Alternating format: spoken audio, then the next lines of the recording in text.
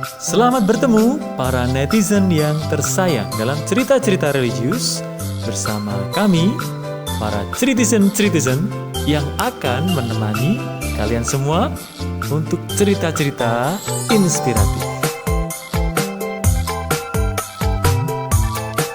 Ada kami berdua, Pak Diki dan Pak Greg sebagai koordinator acara. Ada Kakak Yosef dan Kakak Arnia yang setia menemani Anda dalam ice breaking. Ada juga Dewi, Franz, dan Feni sebagai seksi konsumsi. Dipandu oleh host kita yang keren-keren, Kakak Aden dan Kakak Januar. Cerita-cerita religius, cerit-cerit.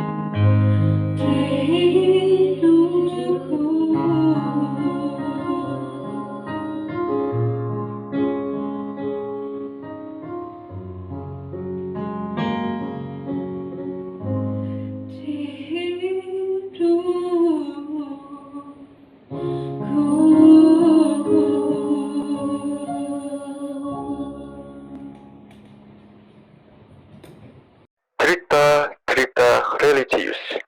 Treat R. Will start in 10, 9, 8, 7, 6, 5, 4, 3, 2, 1. Start. Halo bro yang ganteng-ganteng dan Sista yang cantik-cantik. bagaimana kabarnya hari ini? Baik toh pastinya? Tentunya dong baik-baik saja. Kalau tidak baik-baik saja, tidak bisa gabung dalam acara Treat. Arrrr. Yoi. Dalam acara ini kita tuh mau ngapain aja sih? Cerita kali ini tuh kita bakal cerita-cerita, sharing tentang masalah hidup, tentang pergulatan batin. Dan dari situ, dari cerita itu kita bisa menemukan teman kita yang baru yang nantinya menjadi inspirasi kita bersama. Yoi. Dan pada kesempatan kali ini kita mempunyai tema. Temanya yaitu Bentar bro, kita belum kenalan ya. oh iya, Kita lupa. tahu dong. Kenalin, namaku Aden dan Aku Januar yang akan memandu kalian dan menemani kalian dalam cerita ini. Dan pada kesempatan kali ini kita mempunyai tema yaitu seorang kisah seorang anak Mr. Bean. Ada yang tahu anak Mr. Bean itu apa?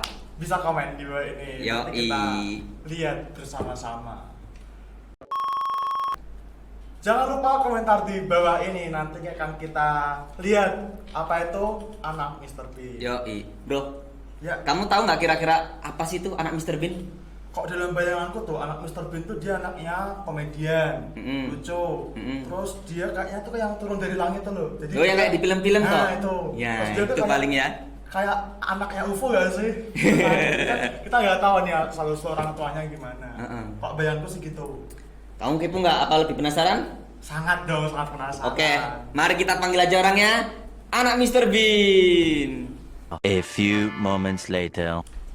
Hai. Halo Mas Bro. Selamat Oke, datang. sip. Duduk Mas Bro, mari. Bagaimana kabarnya Mas Bro? Sangat luar biasa. Amin. Oke, Oh. begitulah. Sebelumnya kenalin dulu dong dirinya. Oh, Dari akun boleh kita. ya. Ya, perkenalkan ya, saya namanya Santoso. Saya kepanjangannya Franciscus Assisi Santoso. Nah, pada saat kesempatan ini usia saya ada di bawah ini. Nah, Yang mau nebak silakan lo ya. Boleh. boleh ditebak ya. Yang bener dapat dia. Begitu. Terus kira-kira kesibukan Mas Bro Santoso ini apa? Tanya hari ini.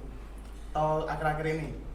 Kesibukan saya untuk saat ini yang lebih konkret adalah saya sebagai mahasiswa. Ya, saya menempuh kuliah. Begitu. Untuk perkuliahannya itu kuliah di mana Mas Bro? Kalau kuliah saya pada kesempatan ini saya kuliah ada di STPK ya, Sekolah Pastoral Kateketik. Ya, ada di Semarang. Seperti itu. Biasanya nih kita kok cowok-cowok kompo nih itu ngomonginnya soal hobi. Nah, Bro Santoso ini punya hobi apa? Bisa di-sharingkan, mungkin kita bisa join kalau punya hobi yang sama. Kalau hobi itu sebenarnya saya hobi gangguin kamu. Iya, dia juga kode baper ya. Kalau mau digangguin, list daftar nama di bawah ya. Ditunggu sampai rumah. Oke. Dan untuk kesini itu naik apa Mas Bro kira-kira? Wah, Jalan kaki ini kah? pertanyaan yang paling tepat ya. Kesini saya naik pesawat terbang. Wah, Hmm. Oh, berarti seperti yang di cerita-cerita itu. Oh, iya, UFO. bener, UFO. Nah, bener. UFO dia. Iya. Ini cerita apa ya ini ya? Jadi gini Mas Bro, kan saya tuh dengar ada sebutan anak Mr. Bean. Nah, kira-kira Bro Santoso ini bisa menjelaskan nggak kira-kira anak Mr. Bean itu seperti apa? Apakah dia mirip seperti Mr. Bean atau dia naik UFO? Tadi kan naik pesawat tuh. Ini naik Oh, UFO. seperti itu ya. Atau orangnya sangat-sangat lucu. Oke. Ya memang tadi sudah saya jelaskan saya datang kemari ini kan naik pesawat terbang ya. Asik. Mungkin keadaan yang bagaimana sehingga bahan bakar aftur itu membuat saya tuh tiba-tiba jatuh muncullah saya. Iya, toh? betul. Seperti itu. Jadi memang jelas saya tidak tahu menahu dari mana datangnya tapi tiba-tiba ada seperti itu. Ya, Mas Bro. Mas Bro ini bisa dijuluki atau bisa dipanggil anak Mr. Bean itu bagaimana sih ceritanya? Saya tuh jadi kayak menarik gitu loh buat saya. Kok bisa dipanggil anak Mr. Bean? Oke, tadi yang saya katakan tadi mungkin hanya sebagai intermezzo ya. Iya. Jadi memang saya itu kehadiran saya di dunia ini memang saya itu dilahirkan. Tapi entah kenapa artinya saya ditemukan di sebuah plastik hitam ya. Di situ saya kebetulan ditunggui oleh seekor anjing ya. Anjing itu mungkin sudah siap ya untuk melahap saya ya, karena mungkin lapar ya. Tapi artinya memang saya ini ada yang melihat, maksud saya ada dua ibu yang berangkat ke pasar itu melihat bahwa plastik itu ada di sudut tempat sampah, di mana ketika mereka melihat, mereka mengusir anjing itu dan mengambil plastik yang bergerak itu, yang ketika mereka lihat dari jauh tadi. Nah, dari setelah saya diambil oleh ibu itu. Ini menarik nih, teman-teman bisa ikut bayangin ya. Ini aku bayangin ya teman-teman. Itu kan Mas Bro Santoso ini di plastik hitam. Kok di plastik hitam itu kan pasti dibuntel ya, diikat tuh kan. Nah, itu tuh nggak ada udaranya tentunya. Terus ada anjing di sampingnya. Itu kok nanti tiba-tiba dimakan kan, jadinya nggak hidup sampai sekarang gitu kan. Nah, terus Mas Santoso ini kok bisa hidup sampai sekarang itu maksudnya selamat dari bahaya plastik hitam, dari bahaya anjing, dan diselamatkan oleh ibu-ibunya itu ceritanya bagaimana? Oke, kalau saya bisa menerangkan ya mungkin pertama memang ada yang kuasa ya untuk bisa memberi dorongan atau memberi nafas untuk saya ya. Karena di dalam plastik itu memang terikat dan saya memang tidak mengerti keadaan itu sehingga saya tetap masih hidup. Dan artinya bukan masalah hidup, artinya bahwa ada orang yang melihat seperti itu. Untung ya ada orang yang melihat, kalau nggak ada orang yang melihat nih, kalau bisa nafas kan bisa pastinya amit-amit dimakan mati. anjing. Nah itu juga bisa kan. Gak bisa bayangin sih. Iya sih. Tapi ini ada di sini luar biasa loh teman-teman nih. Ya, itu. Karya Tuhan mungkin ya. Pastinya karya Tuhan. Ya. Dan untuk saat itu Mas Bro sempat kangen nggak sama orang tua? Kangen ya. Iya, berbicara soal Kalau bicara kangen. soal kangen itu kan berbicara soal perasaan. Perasaan saya kan sejak kecil itu kan memang perasaan saya untuk kangen itu gimana ya? Karena bayangan yang mau dikangen itu siapa gitu loh. Iya sih. Iya benar. Ya, jadi memang tidak ada bayangan seperti itu. Jadi kalau untuk masalah untuk kangen itu juga bingung. Pertanyaan yang sangat hebat tapi memang mau menerangkannya yang susah. Seperti itu. Mungkin kalau sebelum perasaan kangen nih, pernah nggak muncul pikiran untuk mencari tahu asal usulnya Bro Santoso ini bagaimana? Apakah mencari orang tuanya di mana atau tempat tinggalnya dulu di Ya, mana? asalnya di mana? Nah itu. Oke. Ketika saya ditemukan oleh dua ibu tadi yang di pasar, kebetulan saya dibawa ke tempat di mana pusat pemerintahan. Maksud saya adalah saat itu ada kepala desa yang menyarankan untuk dibawa ke tempat penitipan anak. Pada tahun itu sekitar 88, itu artinya ada suatu yayasan Sugio Pranoto di Semarang ya yang terkenal saat itu. Saya dibawa ke Semarang. Dan di sana ada seorang bruder, yaitu Bruder Servas ya, sekarang sudah almarhum. Nah, kendati Bruder Servas ini dia mengatakan untuk dibawa ke yayasan yang sekaligus di mana tempat itu ada penitipan untuk bayi.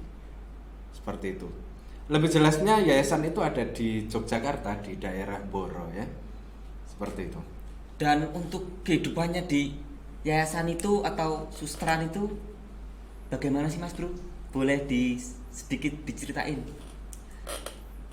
Kalau untuk kehidupan ya, sejak kecil memang banyak rintangan ya. Contohnya Apalagi- contohnya. Hebat dong itu kalau kayak rintangan tuh biasanya membentuk karakter-karakter yang Ya, itu. unggul gitu dari rintangan itu biasanya sih ya. Oke. Begini. Jadi memang sejak kecil itu memang saya diasuh oleh beberapa orang.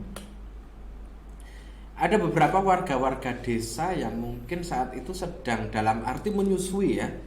Di waktu yang sama mereka mempunyai anak dan mereka menyusui. Sehingga diminta bantuannya bagi ibu-ibu yang menyusui, diharapkan bisa membantu untuk beberapa anak-anak di yayasan ini yang sangat membutuhkan minuman susu yang pada saat itu. Nah, artinya terus saya banyak dikenal beberapa warga yang ada di sana. Dan masa-masa kecil itu saya tumbuh, artinya karena banyaknya minum ASI dari orang yang berbeda. Nah, Keren.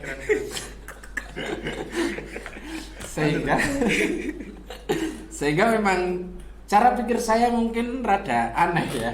Seperti itu. Karena tadi itu ya beragam air susu itu ya. Iya. Tapi keren loh, keren. Nah, untuk selanjutnya saya besar itu dengan karakter yang terbentuk dari seorang suster yang pertama ya. Di sana ada suster dari Ordo OSF yang saat itu adalah Suster Clemencia. Saat ini Suster Clement ada di Bali. Nah, beliau sudah sangat tua sekali. Nah, di sana saya dengan Suster Clement terus menerus, artinya kesehatannya juga dilihat, mental saya juga dilihat, cara saya berjalan dan makanan semuanya dilihat, sehingga saya mendapatkan nutrisi yang baik dan gede. Nah, gedenya ini pada usia 6 tahun saya dipindah ke suatu yayasan yaitu Santa Maria, milik bruder-bruder yang ordernya adalah FIC. Nah, di sana saya diterima oleh Bruder Albertus Suwarto, ya. Bruder Albertus Suwarto saat ini ada di Semarang sebagai kepala yayasan Pangudi Luhur. Seperti itu. Jadi mental saya, karakter saya terbentuk karena kehidupan saya sejak kecil berada di sekitar mereka, para suster, para bruder, dan juga ada Romo pada saat itu yang menganggap saya adalah sebagai anaknya. Seperti itu. Anak Romo, anak suster. Nah, anak Romo, anak Sekali nih kegiatan. tapi susunya dari orang lain. Nah, jadi Nggak mungkin jadi suster. inilah Nggak bisa. saya. Nah, terus ngomong-ngomong soal masa kecil nih, yang memperkuat mental nih, Mas Bro Santoso. Kira-kira di masa kecil itu apa yang bisa disyukuri, apa yang bisa apa ya, kayak istilahnya bersyukur banget nih loh. Apa hidupku tuh kayak tertolong atau hidupku ini bisa menjadi seperti sekarang ini. Apa yang bisa disyukuri dan mungkin bisa bagi tips and trick untuk teman-teman yang mungkin juga mengalami masalah yang tidak seberat Bro Santoso tapi mereka memiliki masalah. Oke. Karena karakter dan mental saya dididik dalam lingkup Katolik, sehingga saya harus untuk mengikuti apa yang sudah terjadi. Maksudnya di sana ada kehidupan yang ditata oleh peraturan dari pagi hingga malam, ya. Dan di sana kehidupan diwarnai dengan aneka macam kehidupan Kristiani. Sehingga disitulah pertama adalah iman saya terbentuk dan saya memilih untuk menjadi Katolik pada saat itu. Nah, dengan demikian pada saat kecil itu karena teman-teman saya juga ada dari berbagai macam daerah, dari Sabang sampai Merauke semuanya ada di sana, sehingga itu membuat saya menjadi kuat. Artinya dengan kehidupan masa kecil saya, kalau saya tidak bertemu dengan mereka, saya tidak bisa mengalami keceriaan yang harusnya dialami oleh anak-anak, ya. Karena kalau orang itu udah hidup, udah ndak ada orang tua, ndak ada teman bermain, nah Itu. artinya terus mereka secara pribadi pasti akan minder, akan sensitif dengan kehidupan saat ini.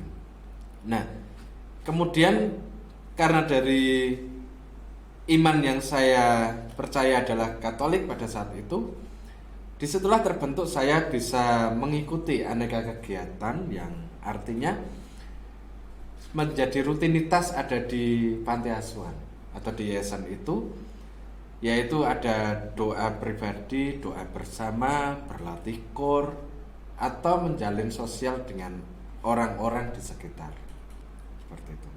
Nah, Mas Bro itu pernah nggak sih mengalami depresi atau dalam tanda kutip pernah berpikir untuk melakukan bunuh diri sampai sekarang ini? Kalau untuk bunuh diri sepertinya kok tidak banget ya. Heeh. Karena memang keadaan bunuh diri itu kan sebenarnya orang yang benar-benar sudah tidak ada jalan.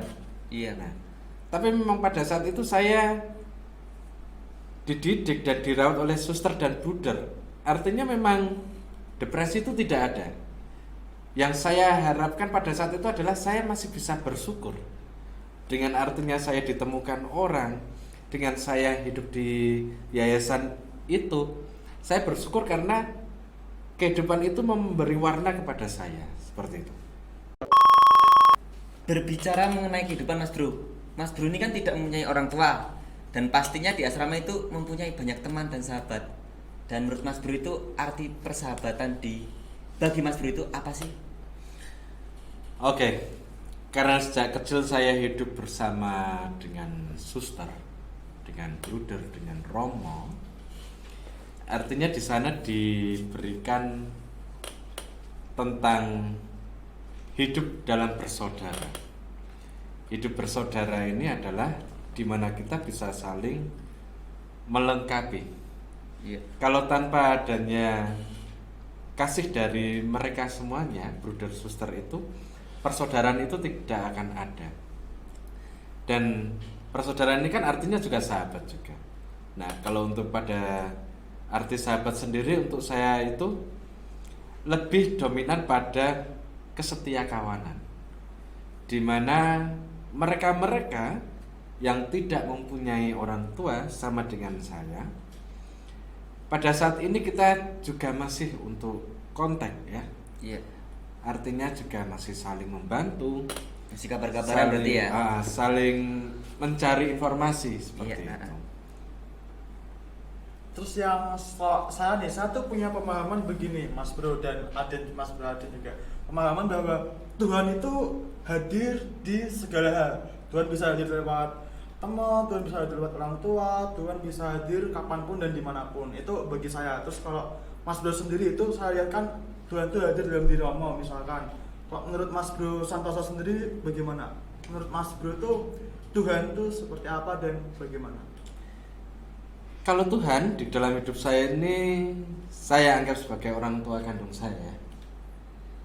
Karena memang ayah yang tidak punya, ibu tidak punya, jadi memang Tuhan itu saya anggap sebagai orang tua saya sendiri. Jadi artinya kalau saya meminta sesuatu, saya tuh lebih yakin atau lebih percaya untuk langsung minta pada yang mempunyai hidup saya, ya Tuhan sendiri. Dengan demikian artinya Tuhan itu tahu di saat saya membutuhkan, di saat saya memerlukan pertolongan dan lain sebagainya, sehingga pertolongannya itu cepat untuk saya melalui ya mereka semua itu tadi.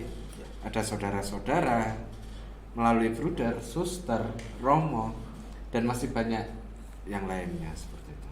Ini sangat menarik ya. Saya mendapat inspirasi baru nih dari pengalaman hidup Bro Santoso bahwa Tuhan itu adalah ayah kandung, orang tua kandung, ibu kandung kita sendiri. Jadi Tuhan itu yang lebih tahu kita gitu. Tuhan yang menciptakan kita dan Tuhan yang lebih tahu soal kita. Itu sangat menginspirasi sekali bagi saya. Ya. Ya, menarik sekali pembahasan kita pada kali ini, dan dari sini saya mendapat inspirasi baru, teman-teman.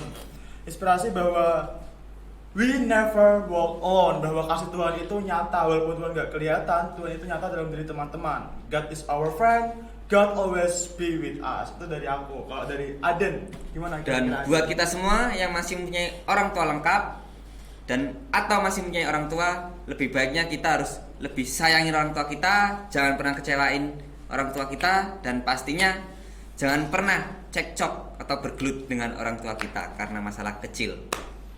Tunggu. Orang tua itu juga ada salahnya. Oh, iya. Ya. Iya, benar. Betul. Itu nyatanya kalau memang orang tua masih baik-baik saja, ya saya tidak dibuang. Ya. Jadi untuk orang tua, perhatikan ya. Kalau pengen punya harapan hasrat, nah tolong diwujudkan ya. Kalau jadi dipelihara ya, maksudnya dirawat ya. Artinya diberikan kehidupan yang layak seperti itu ya. Dan khusus untuk kalian misalkan yang orang-orang muda nih yang artinya nantinya akan menjadi calon orang tua, lebih dipikirkan lagi dengan matang bagaimana Anda mempersiapkan diri ya. Jangan hanya asal cinta terus cilok terus jadi dibuang ya. Maksudnya kalau macam saya masih mending dibuang di tempat yang benar ya. Maksudnya di panti asuhan ya. Kalau yang mereka artinya terbunuh dan mereka yang tidak mendapat kehidupan, artinya bahwa memang kehidupan itu lebih penting dibandingkan kita hanya menikmati nafsu sesaat seperti itu. Ya, jadi begitu teman-teman. Kayaknya kita udah berbicara panjang lebar, kita perlu istirahat nih. Ya, kayaknya. siap. Kita- Dan jangan kemana-mana, tetap di sini dan jangan lupa Ngopi. ngopi dulu bro. Ngopi dulu ya. Yoi. Tunggu kita saat lagi.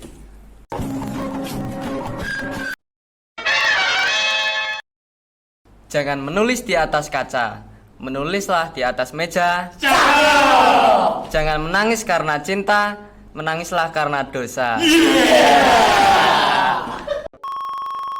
Buat apa naik becak si Maman kalau tidak beli rambutan?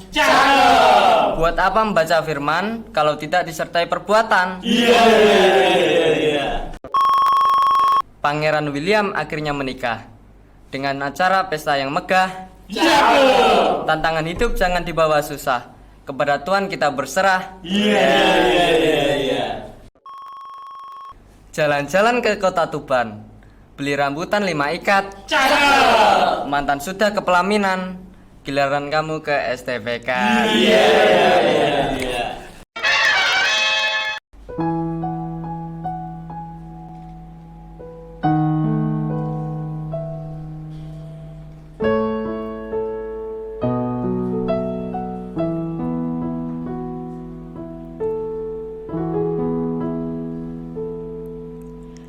Hatiku tenang berada dekatmu, kaulah jawaban hidupku.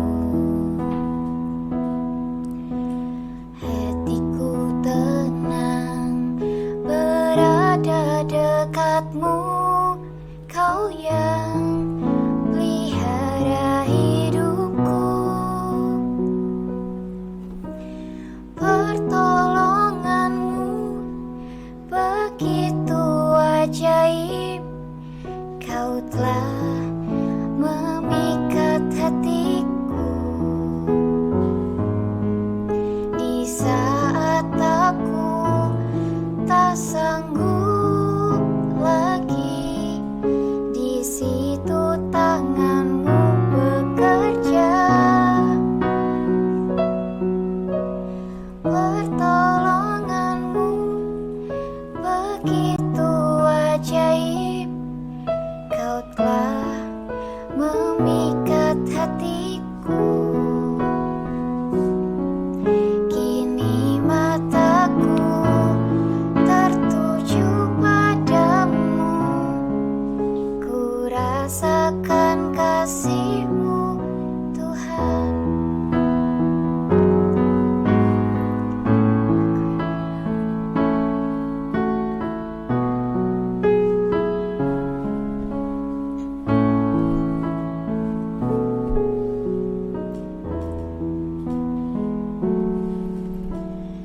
Hatiku tenang berada dekatmu, kaulah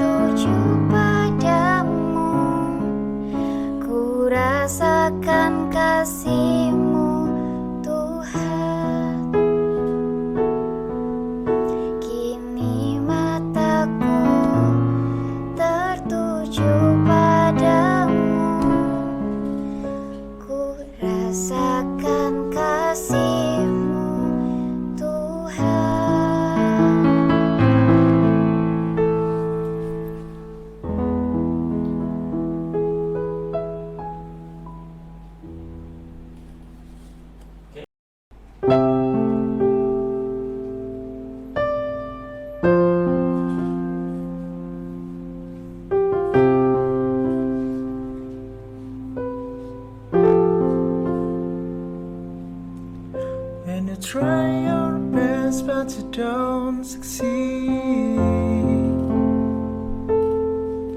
when you get what you want but not what you need, when you feel so tired but you can't sleep, stuck in reverse,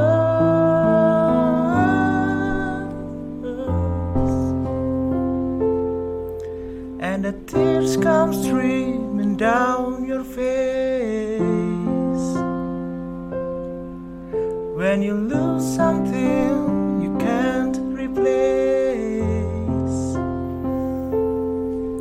when you love someone but it goes to waste,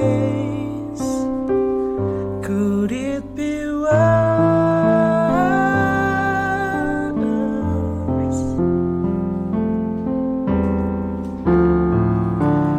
Light will guide you home and ignite your bones, and I will try to fix you.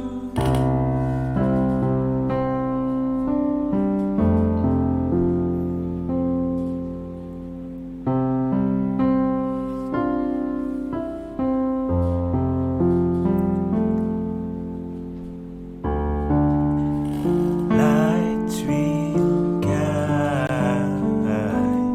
you home and ignite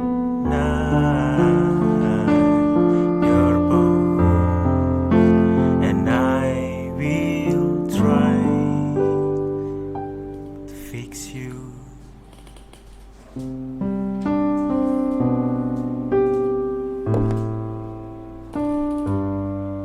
Fix you.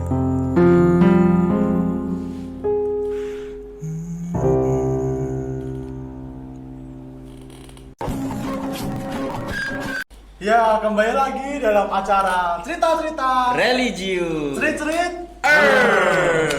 Udah pada ngopi belum nih? Biar pada semangat lagi. Ya, ngopi Jangan lagi lupa toh. ngopi. Ngopi lagi. Yoi. Tinggal sedikit ya toh.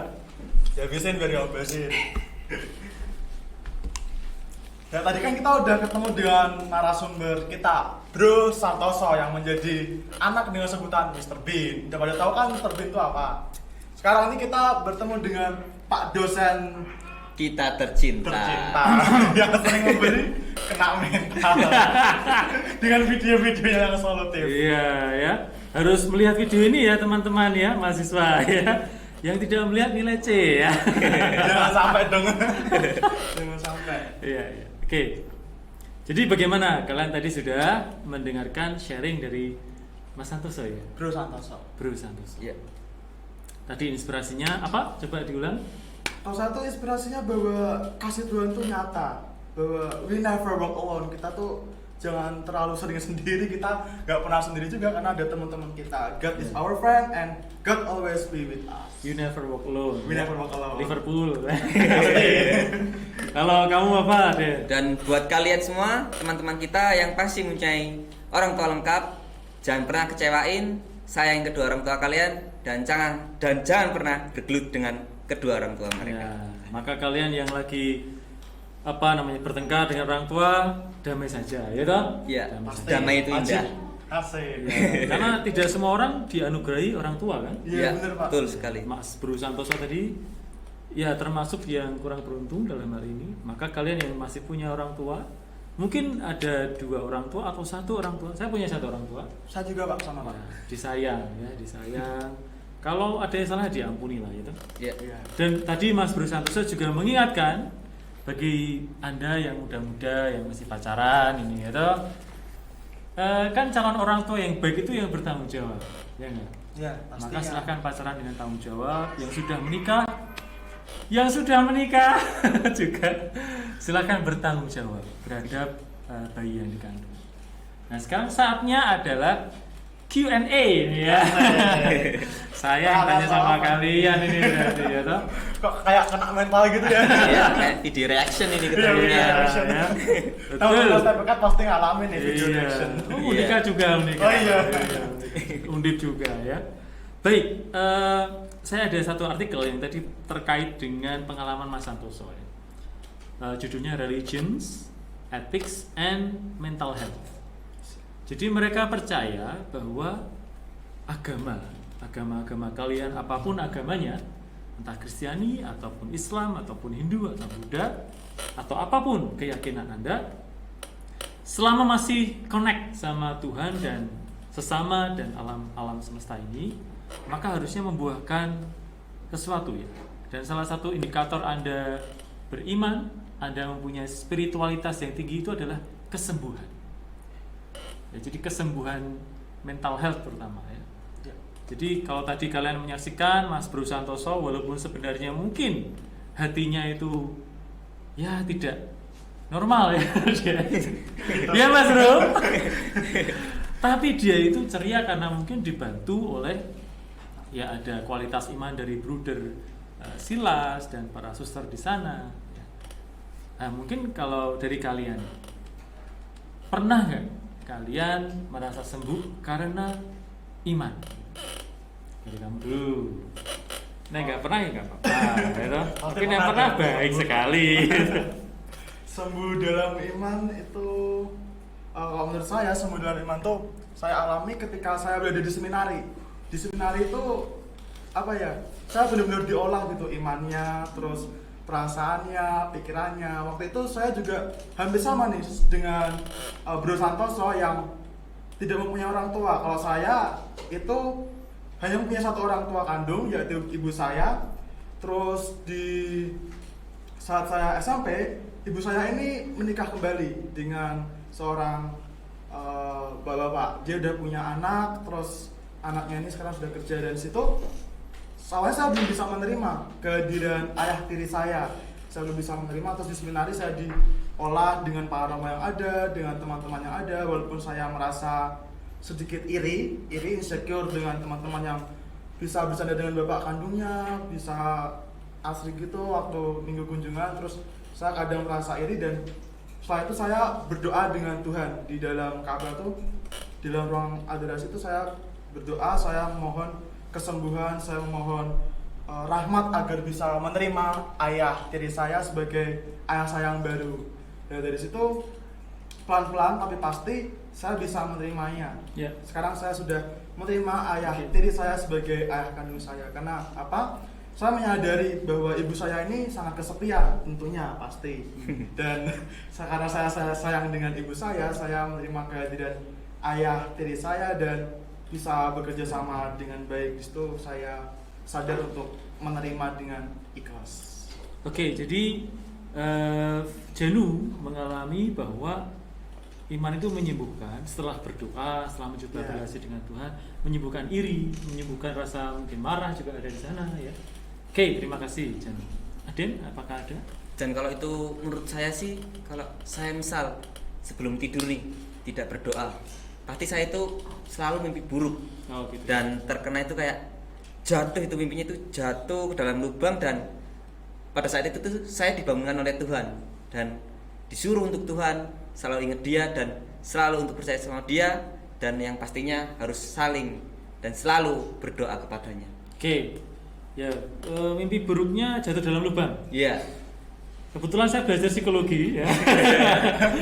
Mungkin ada ketakutan tersembunyi ya mungkin. Lubang itu dalam kutip jurang, Pak. Oh, jurang. Jadi misalnya itu dalam tafsiran psikologi, memang kadang-kadang memang ada mimpi yang menjadi lambang bawah sadar.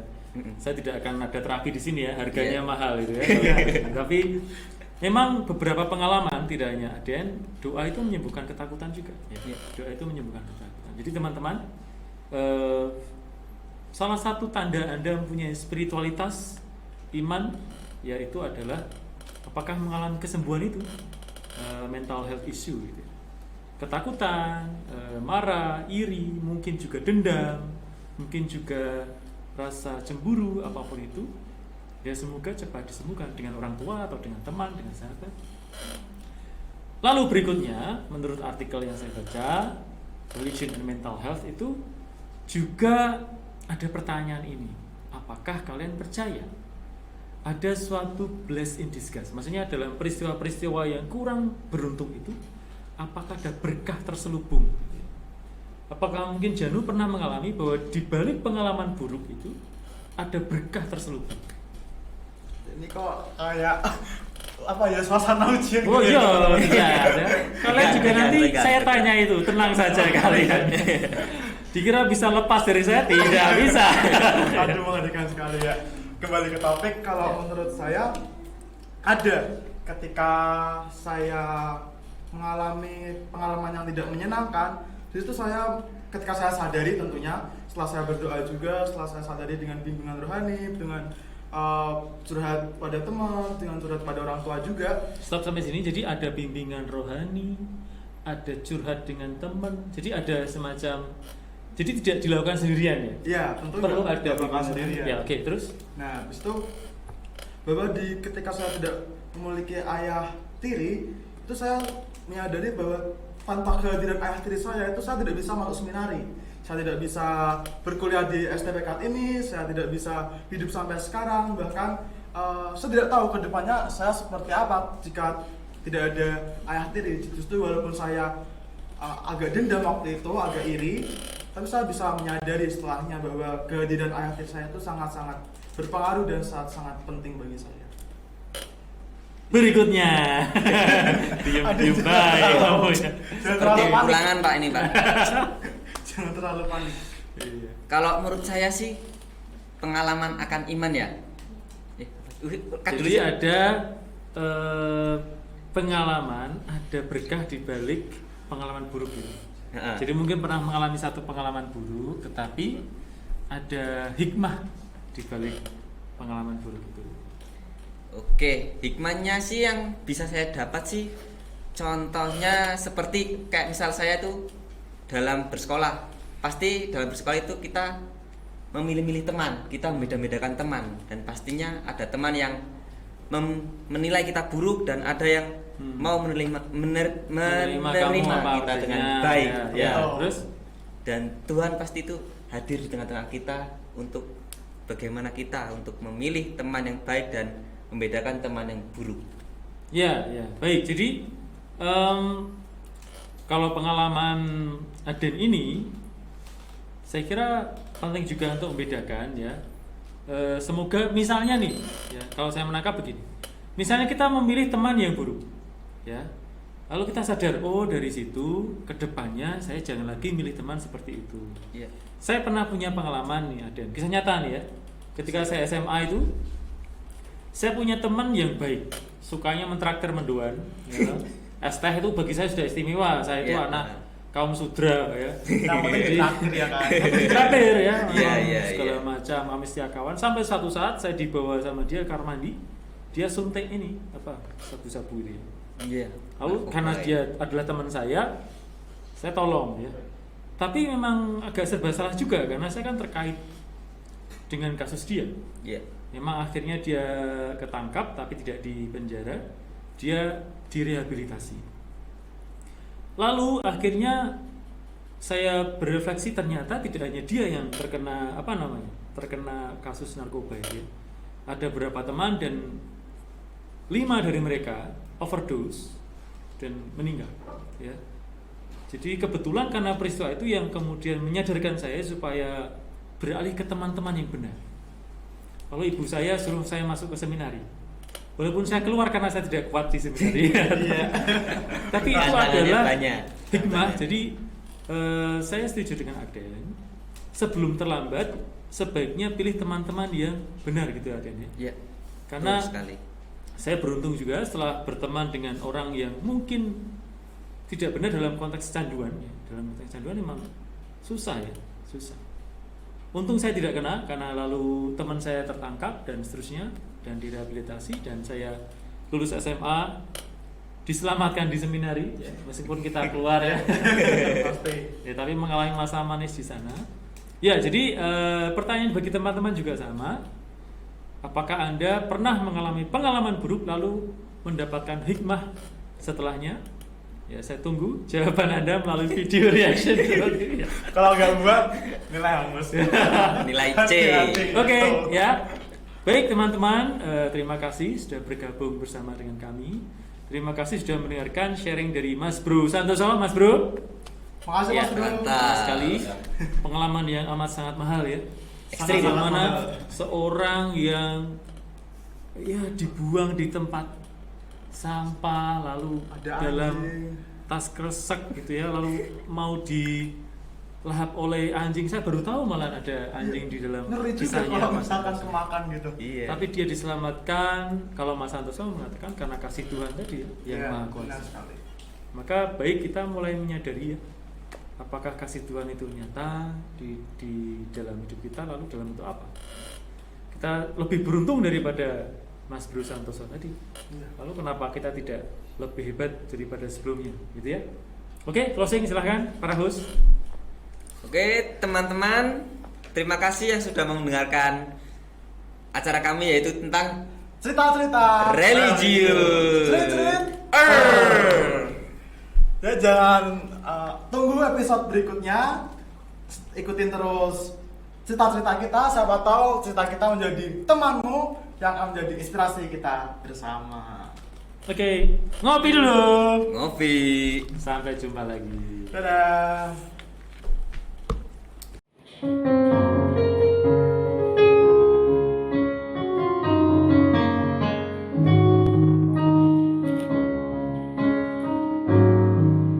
Tuhan tak pernah janji langit selalu biru, tetapi Dia berjanji selalu menyertai. Tuhan tak pernah janji jalan selalu rata, tetapi Dia berjanji berikan kekuatan. Jangan pernah menyerah, jangan berputus asa. Mujizat Tuhan ada saat hati menyembah. Jangan pernah menyerah, jangan berputus asa. Mujizat Tuhan ada bagi yang setia dan percaya.